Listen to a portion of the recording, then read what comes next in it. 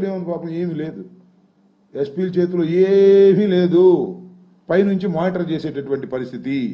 ఆయన SP failure వల్ల ఇదంతా జరిగింది అనేటువంటి దాన్ని ఎక్స్పోజ్ చేయడానికి ఈనాడు ప్రయత్నం చేస్తుందంటే తొందరలోనే సార్కి లూప్ లైన్లోకి పంపుతారేమని నాకు అనుమానంగా ఉంది. ఇలాంటి దుర్మార్గమైనటువంటి రాజకీయాలు చేసి హత్య కేసులు అన్నెసరిగా, ఎంత దుర్మార్గం అండి. ఒక హత్య కేసులో ఇన్నోసెంట్గా ఉన్నటువంటి వ్యక్తుల్ని మీరు ముద్దాయిలుగా చూపిస్తే ఆ పాపం ఊరికి నేను పోతుందా నేను అడుగుతా ఉన్నా. ఏదో చిన్న కేసులు పెట్టారంటే అది వేరే విషయం.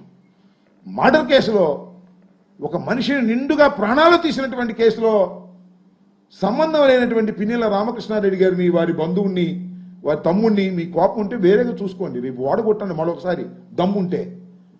ఈ రకంగా మీరు మర్డర్ కేసులో డెడ్ బాడీ దొరకంగానే ఆ ముద్దాయిలతో పాటు వీరిని కూడా పెట్టేటటువంటి కార్యక్రమం మీరు చేస్తున్నారంటే ఇది చాలా దుర్మార్గం. ప్రజాస్వామ్యంలో ఇది సరైనటువంటి విధానం కాదు.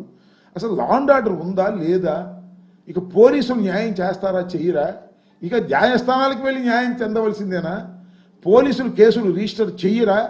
వైఎస్ఆర్ కాంగ్రెస్ పార్టీ వారికి ఏదైనా జరిగితే తీసుకెళ్లి కేసు ఇస్తే దాన్ని రిజిస్టర్ చేసే ప్రశ్నే లేదు. నేను మొన్న 5వ తారీఖున 2 కేసులు ఇచ్చా, ఇంతవరకు రిజిస్టర్ చేయలే. సరే దాని సంగతి తర్వాత చెప్తా. ఆ రిజిస్టర్ చేయకపోతే ఏం చేయాలో నాకు తెలుసు. ఒక రోజు వెళ్తాం, నిరసన తెలియజేస్తాం న్యాయవాదులు అందరం. ఆ తర్వాత మళ్ళీ హైకోర్టుకు వెళ్ళి రిట్ ఆఫ్ మాండమస్ వేస్తాం అనుకోండి. పోలీసులు నిర్వీర్యమైపోతున్నారు.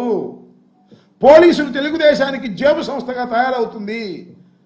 దీనివల్ల అరాచకం వస్తుంది, తిరుగుబాటు వస్తుంది.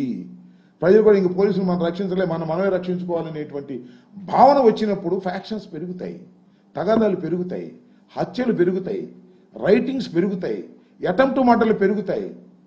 పోలీసులు అయితే సహాయం చేస్తారంటే కాము కూర్చున్నారు, కానీ పోలీసులు కూడా సహాయం చేయాలంటే మనమే కత్తి కర్రబుచ్చుకు ఎలా వచ్చిద్దాం అనేటువంటి భావన కలిగే విధంగా వాళ్ళు చేస్తున్నారు.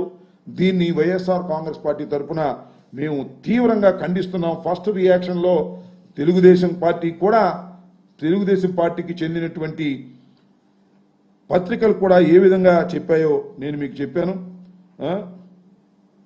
ఆ విధంగా చేసి ఇవాళ ఈ విధంగా చేస్తున్నారు. ఫస్ట్ రియాక్షన్ కూడా ఎస్పీ గారిది మీరు చూడండి. ఇరు పార్టీలు వైఎస్ఆర్ పార్టీకి సంబంధం లేవని, తెలుగుదేశం వారే అటు ఇటు చంపుకున్నారని చెప్పిన తర్వాత ఇవాళ రాత్రంతా ఆలోచించారు, మదనపడ్డారు. ఆలోచించి పైనుంచి కింద దాకా రామకృష్ణారెడ్డి, అదే మన వాళ్ళ తమ్ముడు వెంకటరామరెడ్డి వీళ్ళిద్దరిని దీనిలో ఇరికిస్తే మళ్ళా 2-3 నెలలు, 4 నెలలు, 5 నెలలు జైల్లో ఉంచవచ్చు అనేటువంటి కక్షపూరితమైనటువంటి పద్ధతుల్లో ప్రయత్నం చేయటం చాలా దురదృష్టకరమని ఈ సందర్భంగా నేను చెప్పదలుచుకున్నాను.